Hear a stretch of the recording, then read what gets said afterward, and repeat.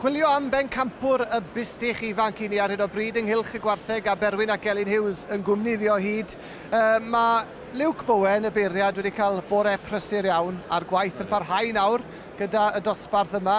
3 o'i flanau a mae frwydr rhwng yr Alban a Lloegr, Elin. Ydy, mae'n... A fi'n cael fydd frwydr eitha anodd, mae 3 da iawn fyna. 3 tebyg i'w gilydd mewn ffordd. Ydy, just yr un deip. Just yr un deip ei gilydd. Sym lot o waniaeth rhwng y blaw am pwysau a lliw, really. Mae'r 3 yn reit siowi, ynddi nhw? Ydy, maen nhw'n 3 symud yn dda. 3 bystach arbennig. Mae'r di bach mwy pwerus, bach yn smartach falle. Mae'r un bach, mae lot o potensial. Yr un bach a coesau gwyn erbyn blwyddyn nesaf, ynddo fe, ond... Oes, mae'n neud o'n arbennig o dda. Welon ni'r beirniad ddoi, wrth gwrs, wel 2 gigydd yn dyfed mynd am bwysau, mynd am bethau mawr, ond nhw ddim yn edrych rhyw lawer ar siwt o'n nhw'n symud a falle siwt o'n nhw'n dangos yn sy'n dod i hynny, ond mae'n wahanol job fan hyn nawr i Luke. Mae'n edrych ymlaen wrth gwrs i'r dyfodol, a mae wedi mynd am bethau sydd yn dangos hunain ac yn symud yn dda. Ydy, mae'n mynd am bethau cywir a coesau yn fan hyn. Mae rhaid nhw fod yn gywir yn ifanc. Mae gyda nhw holl fysoedd y blwyddyn i fynd, so mae rhaid nhw fod yn gywir fan hyn cyn y blwyddyn nesaf. A fel wedi si, mae frwydr rhwng yr Alban a Lloegr. Mae yna 2 bystach o'r Alban, mae 1 o Northumberland yn Lloegr. Andrew Weir yn illodd y dosbarth cyntaf o'r Alban gyda Caramel Sunday. Stephanie Dick wedyn gyda Firecracker, bethau hefyd o'r Alban. Ac yna y teulu John Smith-Jackson a Yay Bombs yn ennill y dosbarth ola. Le mae'n mynd? Berwyn? Pen ar y bloc? Sy'n ni'n meddwl, eitha am y bystach di John Smith-Jackson yn unan. Mae'n tynnu'n llygad i bach mwy na'r 2 arall, ond mae'r 2 arall yn 2 bystach arbennig. Allu dde fynd am unrhyw un yn nhw, rili. Yn hollol dibynnu ar ei deipau. Allu bach mwy o ysgwydd ar un bach yma. Os di wylo bai, ond mae bystach arbennig erbyn blwyddyn nesaf. Beth o ti'n weid, Elin? Fi'n credu bod fi'n mynd i angytuno dy Berwyn. Fi'n credu bod fi'n licio rhi bach yma. Sy'n rhaid ti gytuno da fe, ti'n bod? Ti'n ein anamal. Mae'n gwneud penderfyniad?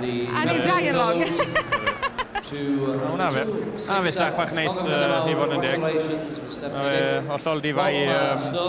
A bystach gywir iawn dros i dop i gwarteri ôl pen swart ag e. Y wobr gyntaf mynd i'r Alban i Stephanie Dick gyda Firecracker. Mae'n un bach pert, mae'n un bach sweet yn dwelyn. Ydy, na, mae potensial ofnadwy o hwn. Mae hwn yn un bach neis. Fel dwi'n mae'n pen sweet, hyd, a mae dyfer confirmation a coesau da, so ie, na.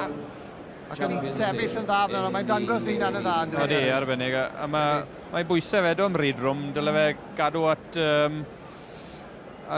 ffaireia blwyddyn nesaf. Fydd e'n fystach trwm, fydd e 650, falle bwrw am 700 kilo, ond fydd e'n rhydrwm. Fydd e'r un di, bystach ar haf fydd yw'r un di.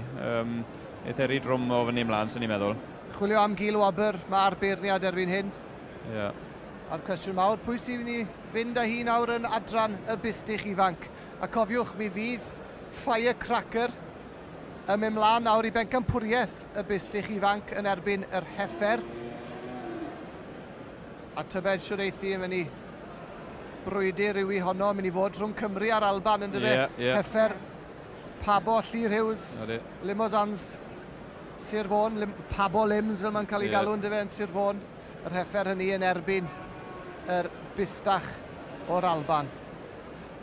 Ond nôl at y dosbarth yma, Luke Bowen o'r Trallwng yn chwilio am y gilwobr. A'r bystach melyn ma sydd yn mewn yn gilwobr, mae hwn o bystach smart, a fe sy'n cael ei fynd. A wedi mynd ar gilwobr. Iddo teulu Penny lan yn Welsh Bull, a bystach smart iawn. Felly'r gilwobr yn mynd i Gymru. I Gymru. Neis iawn, Elin. Neis gael rhywbeth yn Gymru fach. Ydy. Berwyn ac Elin, diolch yn fawr iawn i chi am eich cwmni. Mae wedi bod yn bleser cael chi da fi ac mae wedi bod yn bleser gweld y safon anhygoel o wartheg sydd wedi bod o'n blaenau ni y bore yma yng nghylch y gwartheg. O mwy ddod, Pencampwriaeth, y Bustych Ifanc a'r heffrod ifanc ar y ffordd.